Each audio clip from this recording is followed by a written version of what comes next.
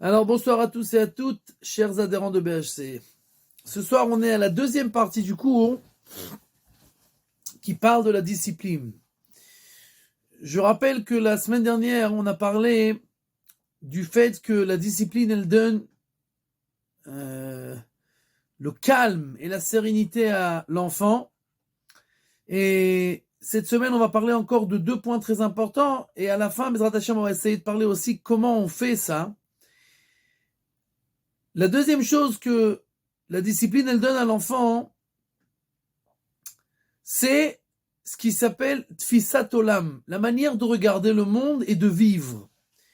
Et c'est quelque chose qui est terriblement important dans la vie de n'importe qui, mais surtout en tant que parents, nous, pour les enfants, c'est terriblement important pour nous de créer cette manière de vivre et de regarder les choses. C'est ce qui s'appelle en hébreu un psiphas, comme on fait un puzzle.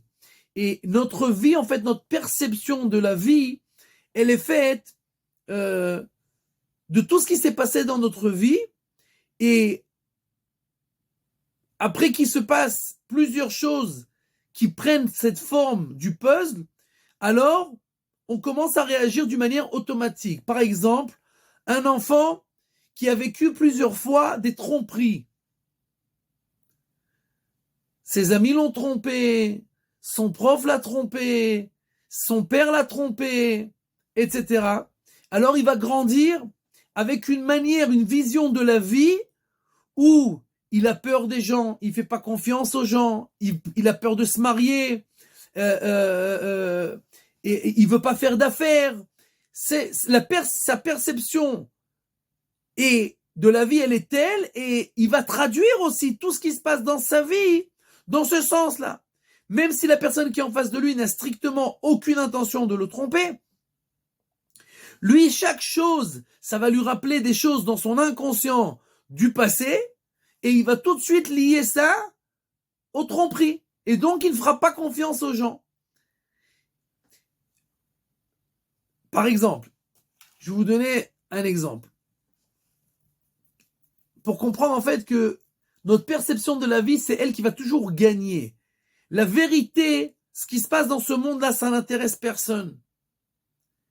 Et la réalité, c'est jamais elle qui va gagner. Ce qui va gagner, c'est notre perception.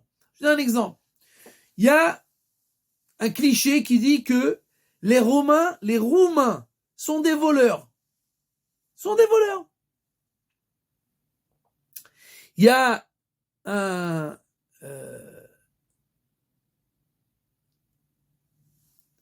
on dit qu'en rigolant que dans les synagogues en Roumanie, il y a écrit que la direction n'est pas responsable des affaires personnelles pendant le Kriyat Shema.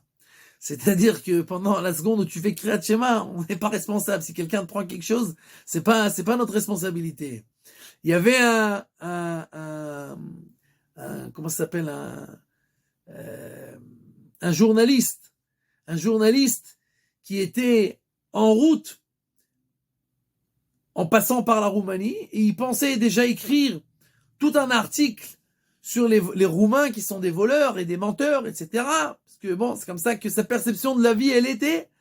Et à un moment, il se rend compte qu'il a perdu sa montre.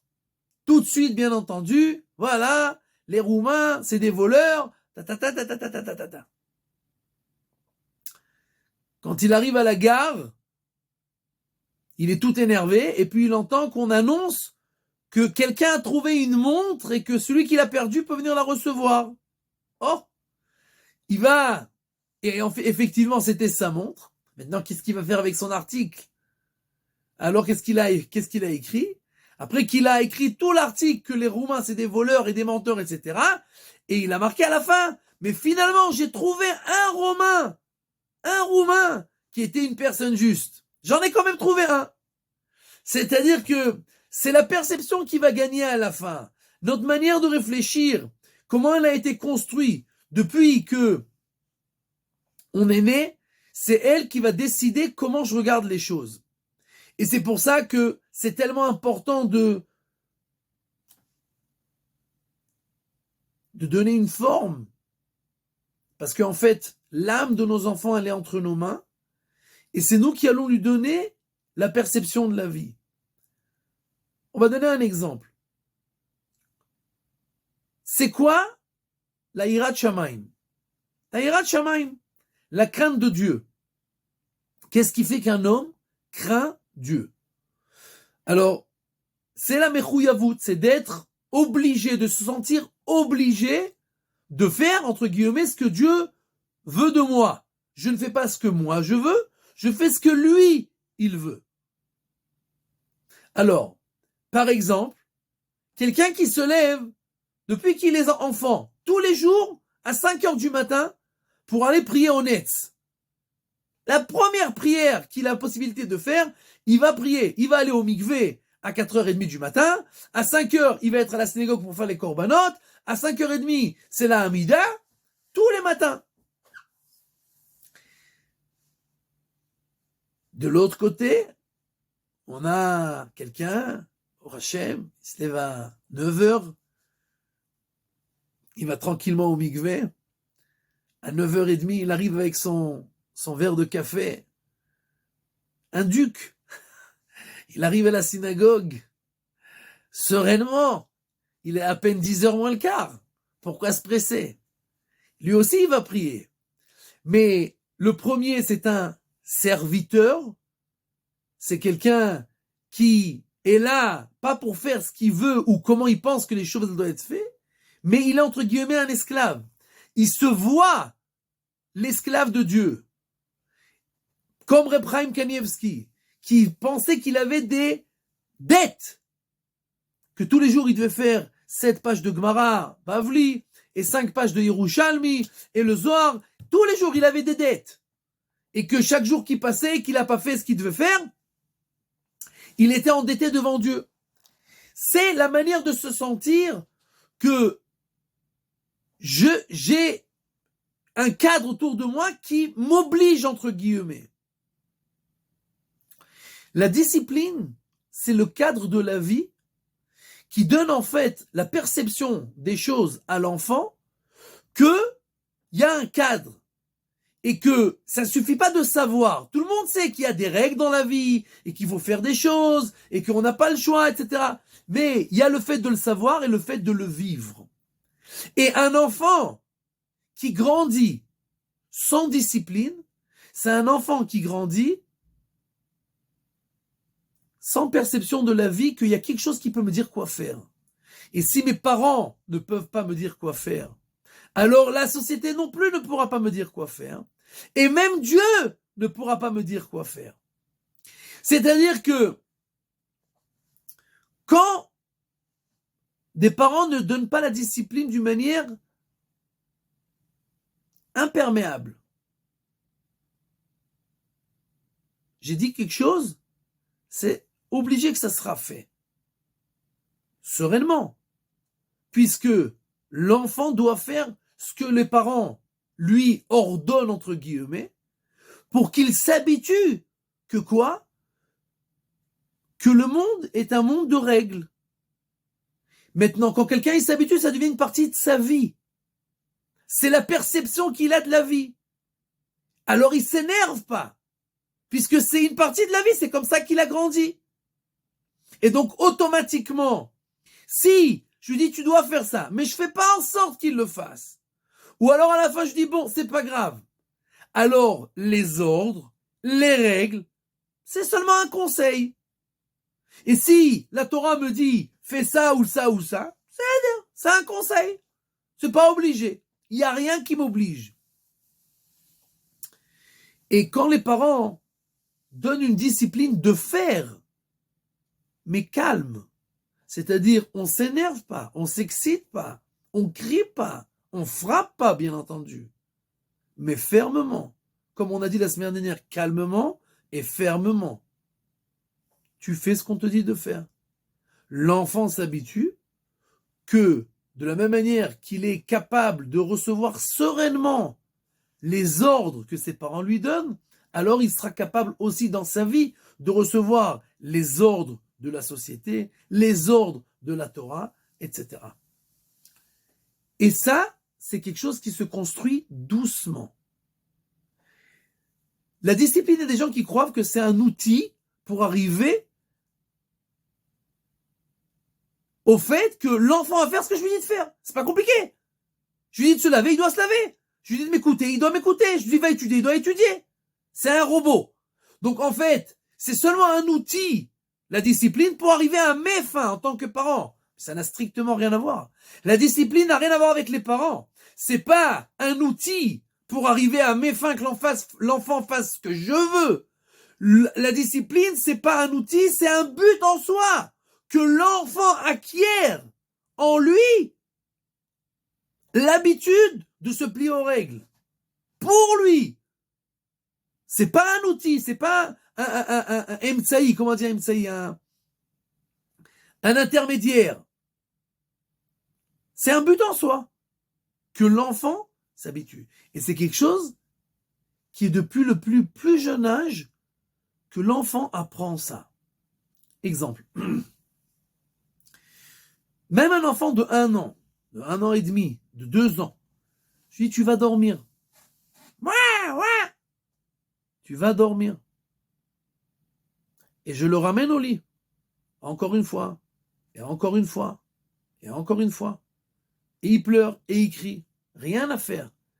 Si je le casse, et à la fin je le prends et je le dors l'autre, ou je le prends avec moi, etc., l'enfant apprend que ce qu'on me dit, c'est bien, c'est sympa, mais c'est pas obligé. Mais si on lui apprend que non, tu vas dormir. Non, tu vas dormir. Je le prends par la main gentiment et je le remets dans son lit. 10 fois, 20 fois, 30 fois, le lendemain, la même chose. L'enfant, il s'habitue que quoi? Qu'il fait ce qu'on lui dit. On ne mange pas le lait et la viande. N'importe quel enfant qui a grandi dans une maison juive religieuse n'a aucun problème de ne pas boire un café au lait après avoir mangé un schnitzel. Pourquoi? Parce que depuis qu'il est né, sa perception des choses est que on ne peut pas. On ne peut pas. C'est-à-dire que une habitude, c'est pas que c'est interdit, assourd. Non, c'est pas possible. Quelqu'un qui garde la loi, quand il est dans un endroit où on peut pas se garer, c'est pas que c'est interdit de se garer. On peut pas se garer. Tout simplement. C'est comme si quelqu'un qui est en prison lui dit mais pourquoi tu t'enfuis pas? Mais pourquoi je m'enfuis pas? Parce qu'il y a un mur en béton. Qu'est-ce que tu veux? C'est pas que je suis coincé. C'est pas possible. Donc, je ne peux pas manger du lait après de la viande. Je ne peux pas ne pas écouter mes parents. Je ne peux pas me garer là où j'ai pas le droit. Et de la même manière, quand je fais tout ce qui est la suite de la Torah et des mitzvot, c'est pas que je me sens obligé, c'est interdit, c'est interdit, c'est interdit. Non, c'est tout simplement pas possible. Dans mon âme, je ressens ça. Maintenant, chaque enfant, comme c'est très important pour nous la cacheroute, alors il naît et il grandit avec ça, et il n'a pas de problème de s'arrêter, de ne pas manger du lait après de la viande. La question, c'est comment on fait pour toute la suite. Ça veut dire que y a encore des centaines et des milliers de choses que l'enfant doit s'habituer et à les prendre sur lui comme quelque chose de tout à fait naturel, qui ne se sent pas obligé, qui ne se sent pas oppressé, mais qui, c'est sa perception de la vie naturelle. C'est comme ça qu'il réagit aux choses, que ça on fait pas et ça on fait pas. Pas parce que c'est interdit, mais c'est parce que simplement c'est pas possible, on peut pas le faire. Maintenant, il faut pas croire une seconde que parce que on va éduquer nos enfants vont sortir religieux. Parce que même Yitzhak Avinu qui a éduqué son fils, ses fils, il y en a un qui est sorti Esav. Mais si on ne les éduque pas, on n'a aucune chance. Si on éduque et qu'on donne la discipline, alors on a une possibilité que ça va se passer, que ça va arriver. Si on fait pas, on n'a aucune possibilité. Si on le fait, alors il y a des chances, de fortes chances, avec beaucoup de prières, que ça marche. Mais sinon, rien ne marchera. Maintenant, qui réussit dans la vie? Quand on a dit que la discipline, c'est pas un outil pour arriver à nos fins, mais c'est un but en soi pour l'âme et pour la manière de vivre sainement de nos enfants. Qui est la personne qui réussit dans sa vie? Quelqu'un qui est ikvi, qui est, comment on dit ikvi, comment on dit ikvi? Constant. Le meilleur des exemples, quelqu'un qui fait le régime, la diète. Il est au régime. La majorité des gens n'arrivent pas à maigrir. Pourquoi? Parce qu'ils ne sont pas constants. Ils ne mangent pas une glace, ils ne mangent pas une pizza, mais quand son fils, il vient et il commence à se faire un toast avec du fromage et toutes sortes de choses, et à l'odeur, et ça grésille, et le père qui s'énerve, mais comment tu manges? Et tout d'un coup, il a toutes sortes d'illustrations, que c'est un cannibale, et c'est quoi ses manières de manger, et etc. Mais en fait, c'est parce qu'il est énervé, lui. Le gosse, il a rien fait. Mais lui, très vite, il va casser cette habitude qu'il voudrait prendre de manger sainement et de manger moins. Et c'est pour ça qu'il n'arrivera pas à maigrir. Pourquoi? Parce qu'il y a rien de constant.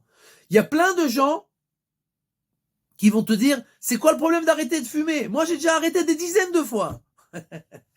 Ça veut dire qu'il n'a jamais arrêté. Il ne sait pas être constant. C'est quoi le problème d'arrêter? Lui, il a arrêté déjà des dizaines de fois. C'est-à-dire qu'en fait, quand on discipline les enfants et on leur montre que ce que j'ai dit, des fois ça va arriver et des fois ça va pas arriver. Alors il n'y a rien de constant. Et en fait, il comprend que les décisions, elles sont pas importantes dans la vie. On n'est pas obligé de les accomplir. Un père qui dit à son fils, par exemple, tu dois jusqu'à 9h du soir, tu dors. Pas une seconde après.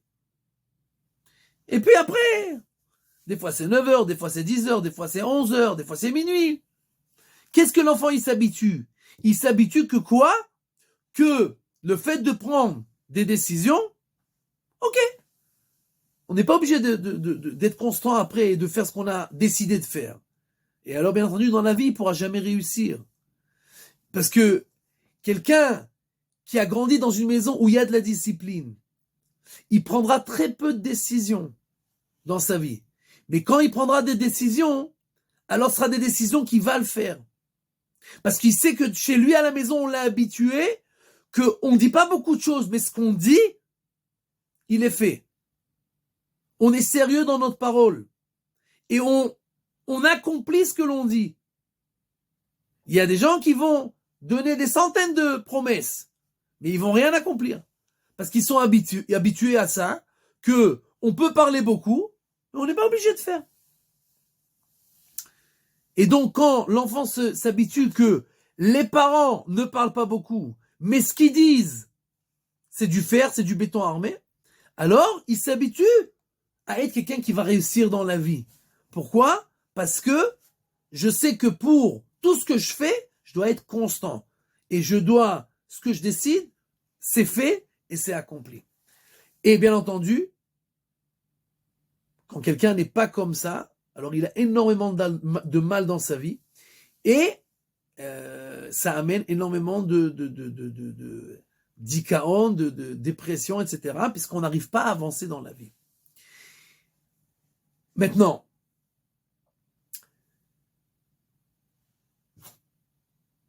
un exemple. On ne fait pas ça à la maison, puisque à la maison, ça doit être un endroit qui doit être sympa et chaleureux, etc. Mais rien que pour comprendre la notion.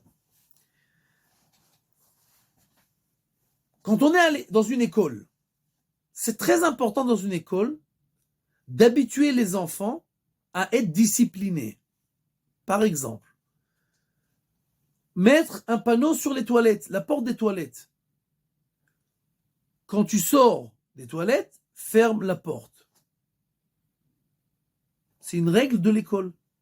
Une règle de l'école. De toute façon, il ferme la porte. Oui. Mais quand je transforme ça en règle, alors l'enfant s'habitue qu'il obéit aux règles. Il ferme la porte. Pourquoi? Parce qu'on lui a dit qu'il doit fermer la porte. C'est pas difficile pour lui de fermer la porte. Il va de toute façon le faire. Mais il le fait aussi parce qu'il y a écrit. C'est-à-dire que au-dessus de l'évier, on écrit Kior, l'évier pour Netilat Yadayim. Mais de toutes les façons, il fait Netilat Yadayim. Quand il sort des toilettes, de toute façon, il se lave les mains.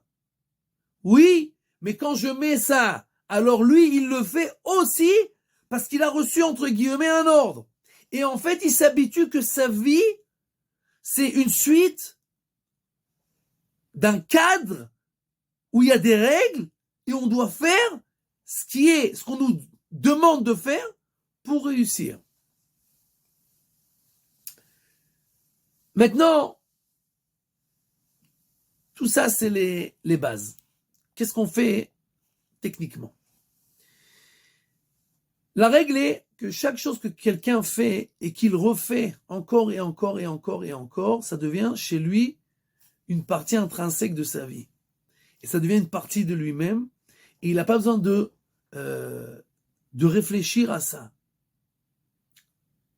Un exemple négatif. Quelqu'un, par exemple, qui est très doux, très miséricordieux, très, très gentil. Et le roi le prend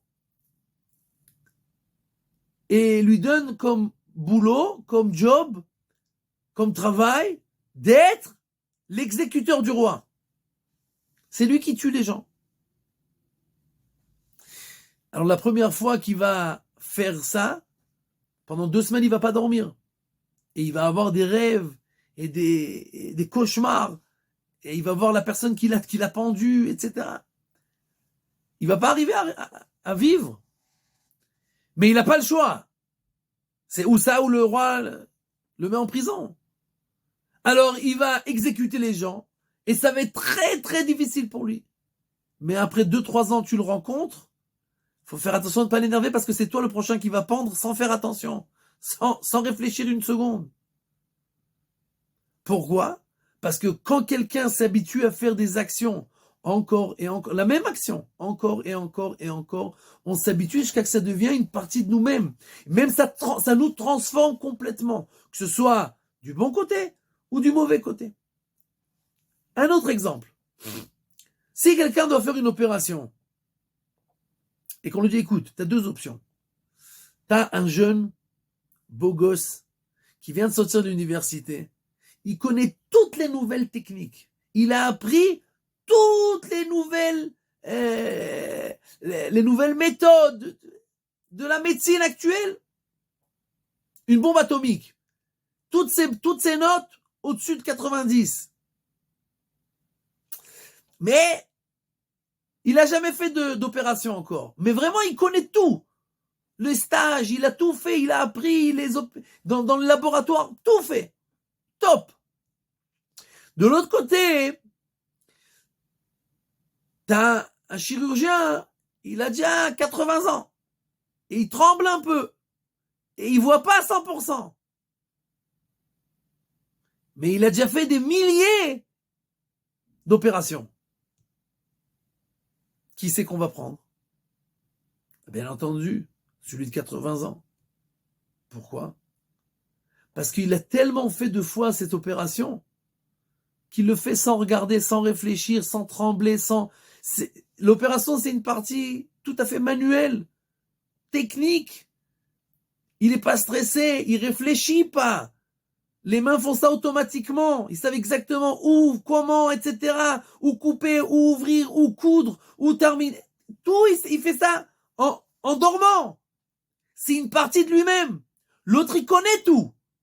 Mais il n'est pas du tout dans le trip. Et donc, bien entendu que je préfère de loin celui de 80 ans que cette opération-là, c'est une partie de lui-même. Pourquoi?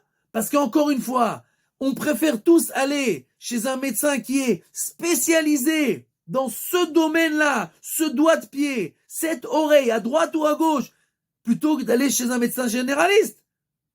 Pourquoi? Parce que celui qui a vu l'orteil du pied droit, c'est sa spécialité. Il en a vu des millions d'orteils.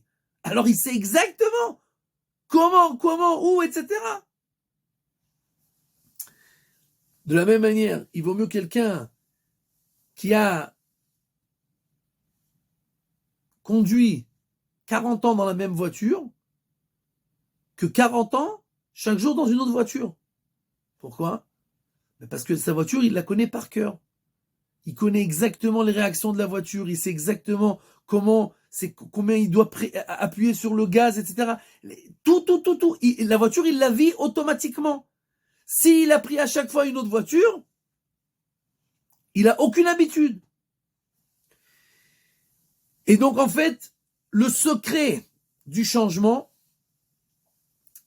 c'est de faire des petits changements, mais constants. Tout le temps, encore, jusqu'à que ça devienne une partie de notre être. Par exemple, quelqu'un va à la prière, mais il n'est pas du tout connecté à la prière. Pas du tout. Bon. Qu'est-ce qu'il peut faire? Tu prends sur toi, par exemple, de mettre une veste. À chaque fois que tu vas à la synagogue, tu mets une veste. C'est pas la fin du monde mettre une veste. Ça prend exactement 4 secondes. Mais, quand tu vas faire ça, encore une fois, tu fais cette action-là de faire, comme tu vas dans un mariage ou quelque chose d'important, tu mets une veste, un costard. Alors, à chaque fois avant la prière, tu vas mettre un costard. Tu vas sentir que ça commence à devenir dans ton âme, ça va devenir important. Par exemple, tu prends sur toi, chaque jour, une bénédiction. Je lis la traduction en français. Chaque jour, une bénédiction. Ça prend exactement 1 minute. Mais chaque jour.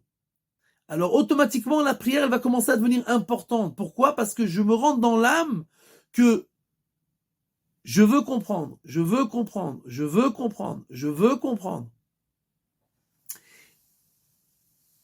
Maintenant, on va donner la parabole qui va être la base de tout ce que l'on va parler et toute l'explication de comment on fait pour discipliner un enfant. Et on parle maintenant pas seulement des petits enfants, mais de tous les âges. Quand quelqu'un veut aller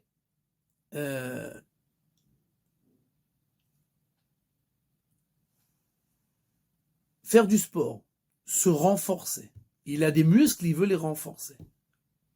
Un muscle qu'on n'utilise pas, alors il s'abîme, ou mitnaven, il se fane.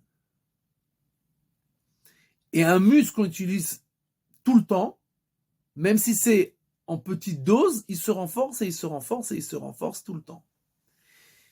Il y a 2 muscles chez tous les hommes du monde. Le muscle de la discipline et le muscle de la rébellion. Plus un enfant, il va utiliser le muscle de la discipline, et plus la discipline va se renforcer.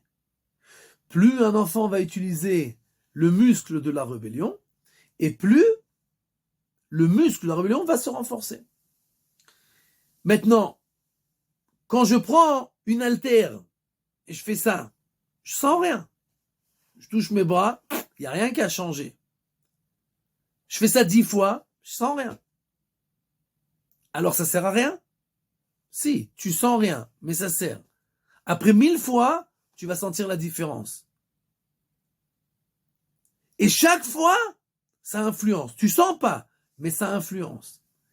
Et quand un enfant s'habitue à se plier aux règles, alors le muscle de la discipline se renforce. Maintenant, qu'est-ce qui se passe?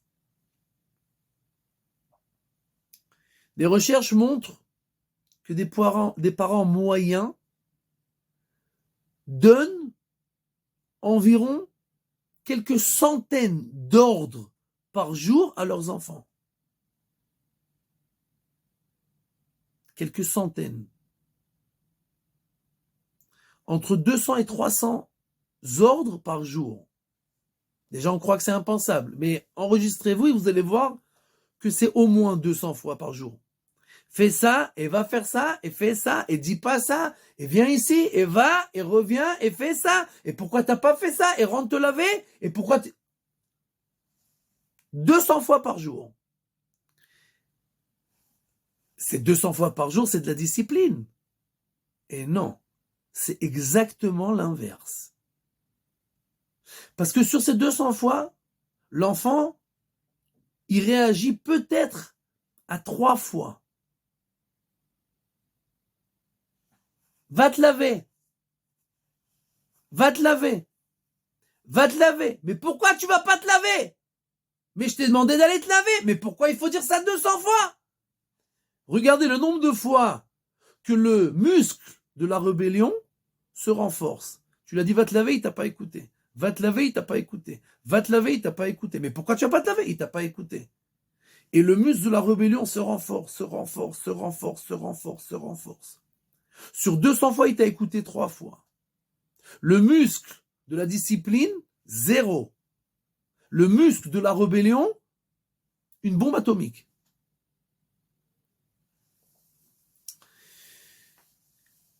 Donc, quand en fait, on dit qu'un enfant, il n'est pas discipliné, ça n'a rien à voir avec l'enfant.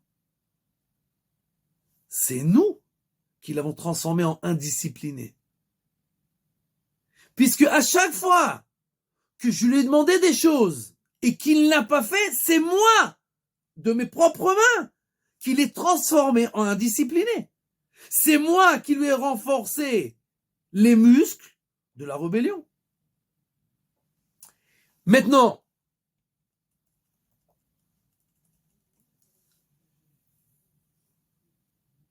la conclusion est absurde. C'est que moins on va donner d'ordre à nos enfants, plus ils seront disciplinés. Je répète, on a l'habitude de croire que plus je vais demander à mes enfants de faire des choses, et plus ils vont être disciplinés. C'est exactement l'inverse. Moins je demande à mes enfants de faire des choses, mais je fais en sorte que ces 2-3 choses par jour que je dis, elles soient accomplies, et on va expliquer dans quelques instants quelles choses on demande et comment on demande. Alors, il va renforcer ses muscles de la discipline. Et les muscles de la rébellion vont se faner, puisqu'on ne lui donne plus la possibilité de se rebeller et de ne pas faire ce qu'on lui dit, puisqu'on ne lui demande pas de faire. Donc automatiquement, il ne se renforce pas dans ces choses-là qu'on lui demande de faire qu'il ne fait pas. Dans chaque maison, il y a une ambiance. Une ambiance. Et il y a des choses qu'on entend et des choses qu'on n'entend pas. Tu rentres au supermarché, il y a de la musique, tu l'entends pas la musique. C'est une partie de l'ambiance. Il y a la climatisation à la maison ou au travail, tu l'entends pas. Quand est-ce que tu vas l'entendre? Quand ça va s'arrêter. Quand on éteint la musique, il y avait de la musique. Quand on éteint la clim, combien il y avait de bruit. Mais jusque-là, on n'entend rien. Il y a des parents qui font tellement de remarques à leurs enfants que ça devient le bruit de la musique derrière. On n'entend plus. C'est la clim. J'entends rien. Maintenant, tu veux que j'entende la musique, qu'est-ce que tu vas faire? Tu vas lever le volume. Ouais, tu vas crier. Il n'y a pas de problème. Pendant 1 seconde, il y a la musique. C'est marrant ça, ils ont levé. Après 2 minutes, tu vas t'habituer au nouveau son. T'entends plus rien. Et les parents vont commencer à crier, à s'énerver, même à frapper. Même ça, le gosse, à la fin, il s'habitue. C'est l'ambiance. C'est le bruit derrière qu'on n'entend plus. On n'entend plus. Et donc, ça sert strictement à rien. Ni de mettre la musique, ni de lever la musique. Pour que quelqu'un entende cette musique, il faut arrêter la musique. C'est-à-dire, que des parents qui ont des enfants qui ne sont pas disciplinés, qu'est-ce qu'ils doivent faire? Tout simplement éteindre la musique. Au moins 2 semaines.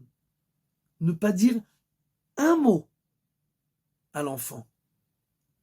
Mais il va devenir une bête féroce. N'aie pas peur. À la fin, nous créons la majorité des problèmes. Parce qu'un enfant, tu lui dis va te laver, il va pas se laver. À la fin, il va se laver. Sauf que tu l'as dit 10 fois. Et même s'il va pas se laver à la fin, rien ne va se passer. Il y a une fois, au Mossad, le service d'espionnage israélien, le nouveau chef du Mossad, qui était rentré en service, avait mis sur sa table, sur son bureau, des piles de dossiers et de classeurs. L'ancien chef de service vient lui rendre visite. Il dit, mais qu'est-ce que c'est tout ça? Les dossiers, je vérifie, je les travaille. Il dit, mais t'es complètement fou. Il a pris tous les dossiers, il les a envoyés par terre. Il lui dit, écoute-moi bien, tu vas rentrer tous les dossiers dans l'armoire et quand il va se passer quelque chose, tu sortiras le dossier. Tu verras que la majorité des dossiers, ils vont s'arranger tout seuls. T'as pas besoin de perdre ton temps, ni tes nerfs. La majorité des choses qui se passent dans notre maison, on croit que si on n'est pas là, à cheval, ça va pas se faire et il va y avoir une catastrophe. Rien ne va se passer. Dans 99% des cas, tout va très bien se passer. Donc, 2 semaines, pas un mot. L'enfant doit s'habituer que la musique s'est arrêtée. Que la musique s'est arrêtée. Et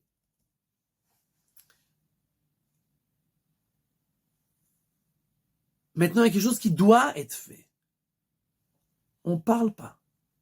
On ne dit pas. Tu veux que ton enfant, il aille aider ta femme. Ta femme doit, je ne sais pas, descendre des valises en bas. Qu'est-ce qu'on a l'habitude de faire? David, viens ici. David, j'ai besoin de toi. David, mais ta mère est là. David. Le bruit derrière, et il n'écoute même pas. Bon. Alors qu'est-ce qu'on fait pendant ces 2 semaines? C'est fini, on n'a plus d'enfants? Si. Tu vas, tu lui prends la main, gentiment, sans menace, sans parler. Viens une seconde. Tu le prends, tu l'amènes, tu lui mets la valise dans la main. Descends ça, s'il te plaît. C'est pas un ordre, c'est pas des menaces, c'est pas des cris, c'est pas des remarques. C'est la vie de la maison. Sans parler, pas dire un mot. Pas lui donner la possibilité d'accepter ou pas accepter. Pas besoin de parler. Il faut que 2 semaines, l'enfant s'habitue, il n'y a plus aucun bruit. Et on se note les seules choses, 1 chose, 2 choses qui sont les lignes rouges qui sont impassables. Il n'y en a pratiquement aucune. Et seulement sur ça, on se permet d'ouvrir la bouche. Mais si on peut ne pas ouvrir, même pas une fois sur rien, c'est mieux. Il faut que de l'ambiance d'une rue qui a du bruit extraordinaire, qu'on n'entend rien en fait, de tout ce bruit, qu'on arrive à l'ambiance de la Sifria Leumit, de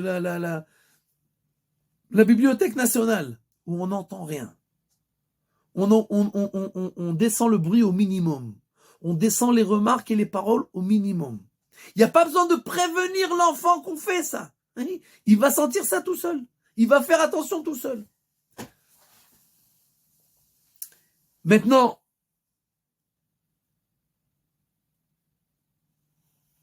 vous allez voir qu'après 2 semaines,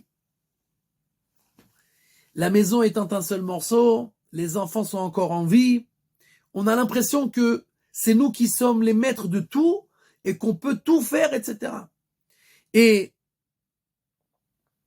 après ces 2 semaines-là, alors on commence la discipline. Comment ça marche la discipline? Ben c'est comme les haltères. On veut renforcer les muscles de la discipline. Alors, si j'ai 3 sortes d'haltères, 2 kilos, 5 kilos, 10 kilos. Comment je sais est-ce qu'une haltère, elle va m'aider à renforcer mon muscle ou pas? Si je prends l'haltère et je fais comme ça, je sens rien. Alors, ça renforce pas mon muscle. Ça fait en sorte qu'il ne va pas se faner. Oui, mais ça ne le renforce pas. Si je prends l'haltère de 10 kilos, c'est très très lourd. Je vais arriver. Mais c'est aussi une catastrophe. Pourquoi? Parce que je vais déchirer mon muscle. 5 kilos, c'est l'haltère que d'un côté, ça me demande un peu d'effort, mais pas trop d'effort. Et donc ça, c'est ce qui va renforcer mon muscle. Après les 2 semaines, on prend 2 ou 3 choses, maximum 2 ou 3 choses sur lesquelles on va apprendre à nos enfants à être disciplinés. C'est-à-dire à renforcer ce muscle-là qui s'appelle la discipline, qui influencera après sur toute la discipline. Mais on doit prendre des choses qui sont 5 kilos. Si je demande à un enfant, je te demande tous les jours de t'habiller. C'est 2 kilos, ça sert à rien. De toutes les façons, il s'habille. C'est pas un acte qu'il a besoin de faire un effort. Si je lui dis, à partir de maintenant, tous les jours tu fais 5 pages de Gemara, tu vas le déchirer le muscle, il va exploser, il pourra jamais faire ça. Je dois prendre quelque chose qui, d'un côté, lui demande un peu de rétraction, je veux pas, mais de l'autre côté, c'est pas difficile. Je dis, écoute, le matin, tu as du mal à t'habiller à l'heure, je demande de mettre tes habits sur la chaise au salon tous les soirs. Non, mais je demande, c'est bien. Il y a une contrainte, il y a quelque chose qu'il ne veut pas. C'est bien. Comment je peux savoir est-ce que c'est trop lourd ou pas assez lourd? Si je demande et il dit rien, c'est pas bien. Ça veut dire que c'est 2 kilos, il sent rien. Brosse-toi les dents. Mais de toute façon, il se brosse les dents. Ça sert à rien que tu lui dis. Il va rien te dire. Bien sûr qu'il va se brosser, parce que de toute façon, il se brosse. Et si pendant plus de 2 minutes, il commence à parler, mais pourquoi? Mais non, mais tous mes amis. On essaye de le convaincre. Si on voit que ça prend plus que 2 minutes, ça veut dire que c'est trop lourd. C'est trop lourd. Et ça ne l'aidera pas à renforcer la discipline.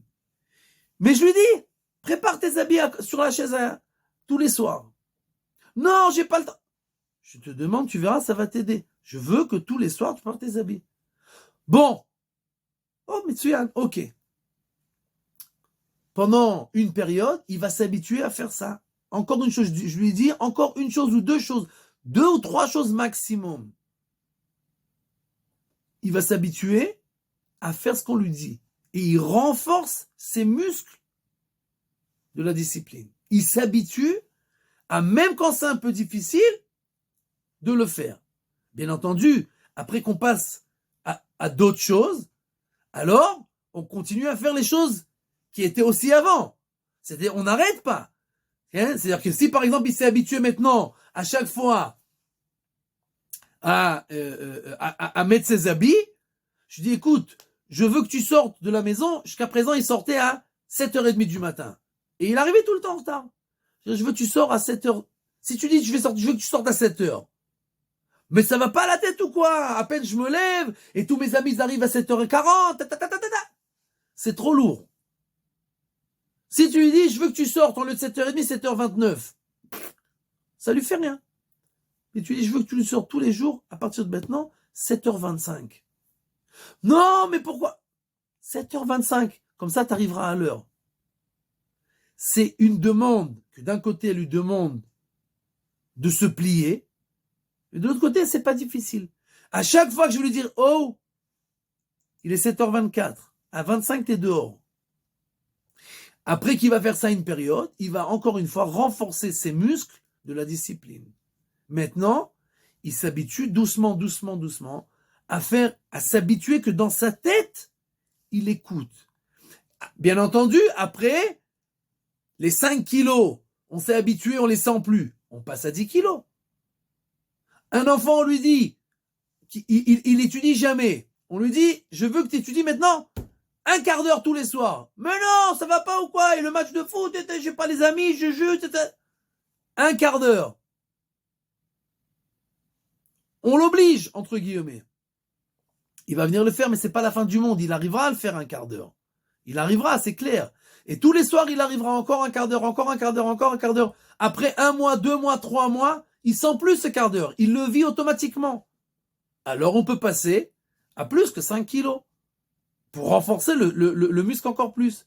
Je veux à partir de maintenant tu as les examens, 1/2 heure tous les jours. Non, ça va pas ou quoi? Jusqu'à présent, c'est trop. 1/2 heure. Il arrivera.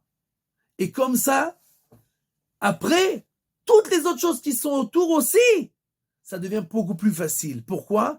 Parce que le muscle, en général, il s'est renforcé. C'est pas seulement le muscle du quart d'heure, ou le muscle de sortir à 7h25, ou le muscle de mettre ses habits sur la chaise. C'est le muscle de la discipline. Et donc, automatiquement, l'enfant, à la fin, il s'habitue que quand on me dit de faire quelque chose, j'écoute. Et je le fais. Parce que dans sa tête, c'est cette action qui revient et qui revient et qui revient. Et, comme on l'a dit, ce qui est très important, c'est de vérifier tout le temps, est-ce que c'est au niveau et aux forces de l'enfant. Si c'est 2 kilos, ça sert à rien. Si c'est 10 kilos, ça va lui briser les muscles. Comment on fait ça? Par rapport à l'enfant lui-même. Si on sent que c'est trop dur pour lui, qu'il se rebelle trop, alors c'est pas bien parce qu'à la fin, il va tout jeter. Et alors, en lieu de renforcer le muscle de la discipline, on va renforcer le muscle de la rébellion et on n'aura rien gagné. Mais quand on l'oblige, entre guillemets, à faire des choses qui sont à son niveau, qui sont pas trop difficiles, alors l'enfant se renforce à chaque fois que oui, il écoute et que oui, il fait et qu'à chaque fois, il peut, oui, encore rajouter. Et après, dans tous les domaines, il se renforce dans cela. Et quand il se renforce dans cela, dans tous les domaines, même dans sa vie, il deviendra quelqu'un qui réussit. Puisque dans sa vie, sa perception de la vie, c'est que on doit se plier aux règles, on doit faire ce qu'on nous dit. Et quand il va voir de toutes les façons qu'il réussit, parce qu'après qu'il va faire ça, il va mettre ses habits, il va voir que le matin c'est beaucoup plus facile. Au début il va se rebeller, mais après, il va voir, il va étudier 1/4 d'heure par jour, il va voir que ça l'aide. Ça va l'amener à la compréhension profonde que quand on investit et qu'on fait et qu'on écoute et qu'on s'en plie aux règles, alors on réussit. Et alors toute sa vie réussira. Et encore une fois, la discipline, c'est pas pour avoir le calme à la maison. C'est pas pour que l'enfant, il sente la rose et qu'il aille se laver. Non! C'est pour lui qui s'habitue à être discipliné dans son âme. Parce que pour réussir dans la vie, on doit savoir se plier aux règles. Que ce soit dans le domaine de la matérialité ou de la spiritualité. Pour être un Oved Hashem, on est obligé d'être plié aux règles. C'est toute la Torah qui nous parle de ça, qui nous demande de faire toutes sortes de choses. Et pour réussir dans la vie, on doit aussi se plier aux règles et au cadre de la vie, de la société, du travail, etc. pour être quelqu'un qui réussit. Et sinon, on a un problème. Donc, les enfants, il n'y a pas d'enfant qui n'est pas, ça n'existe pas un enfant qui n'est pas discipliné. Il y a un enfant qui n'a pas été discipliné, ou qu'on lui a fait tellement de remarques qu'il n'a pas eu la possibilité de s'habituer à être discipliné. Mais inversement, on lui a donné la possibilité et on l'a habitué à se rebeller tout le temps et à renforcer ses muscles de la rébellion à chaque fois. Donc récapitulons, si l'on veut arranger les problèmes, 1, on se tait pendant 2 semaines complètement. 2, on décide de 2-3 choses, et c'est pas le père et la mère séparément, parce que ça doit être ensemble, puisque l'enfant, finalement, ses muscles, ils sont limités. Si moi, je lui demande de faire 5 kilos 10 fois par jour, et la mère aussi lui demande, mais il peut pas. À la fin, ça va lui déchirer le muscle. Donc, on doit être ensemble constamment. On doit se concerter constamment, décider c'est quoi les choses que on pense que l'enfant, il arrivera à faire sans trop se rebeller. Il faut qu'il se rebelle un peu. Parce que alors, quand il se rebelle, alors ça lui donne l'effort de dire, bon, ok, je veux pas, mais je le fais quand même. Et donc, même si j'ai cet instinct de rébellion, je me plie, et ça l'habitue à se plier. Mais il faut pas que ce soit aussi trop facile. Parce que alors, rien ne se renforce. C'est important de continuer tout le temps avec les choses qui sont faciles aussi, pour ne pas que ces muscles-là, ces habitudes-là, elles se fanent. Mais le plus important, c'est de tout le temps faire en sorte de ne pas donner d'ordre ou de ne pas donner de choses à faire que je sais qu'il va y avoir des problèmes. Puisque alors, au lieu d'amener mon fils à être discipliné, je l'amène de mes propres mains à être quelqu'un qui se rebelle et qui ne réussira pas dans sa vie à cause de moi. Pas parce que lui, il n'est pas discipliné, parce que moi, je ne l'ai pas amené à écouter et à être discipliné. Tov, ça c'est pour aujourd'hui. S'il y a des questions,